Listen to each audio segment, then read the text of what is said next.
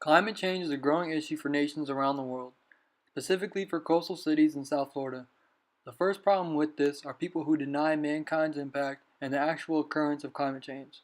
15 of the hottest years on record have occurred since the year 2000. 2015 was not only the hottest year on record, but also broke the record for the largest margin in which the record has been broken. Since the year of 1978 to the year 2010, we have lost nearly 1 million square kilometers of Arctic sea ice. As shown in the graph, there has been a steady decline over the years. With the melting of Arctic ice, there has been a steady rise in sea level. NASA has been studying the sea level since the year 1993 using satellite data. From this, we know there has been an increase of 3.4 millimeters per year. Based on a study published in the scientific journal Nature, sea levels could rise as much as 6 feet by the year 2100. This should be alarming for all mankind, but especially the residents of South Florida. This area will feel the first impacts of the rising waters. With a total population of 904,000 spread across the coastal cities including Key West, Miami, Miami Beach, Hollywood, Boca Raton, and my hometown Fort Lauderdale.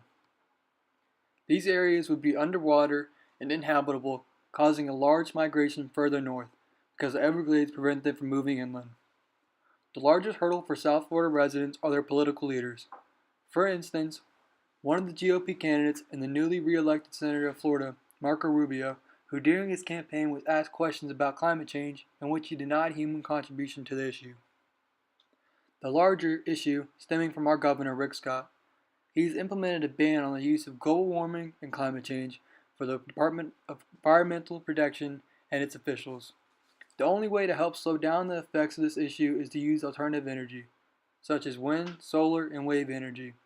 Just this presidential election, there was an amendment on the Florida ballot that was written to seem beneficial for people seeking alternative energy.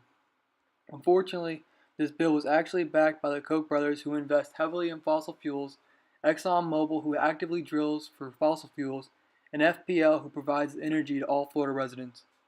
This amendment would actually make it more difficult for people to obtain solar panels and make it impossible to sell their excess energy back into the power grid. If I were to receive the $2 million for this issue, I would use it in 3 areas.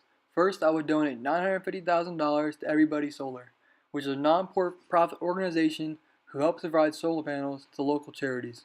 I would also donate another $950,000 to American Wind Energy Association, which helps wind companies keep the cost down and help them be competitive with fossil fuels.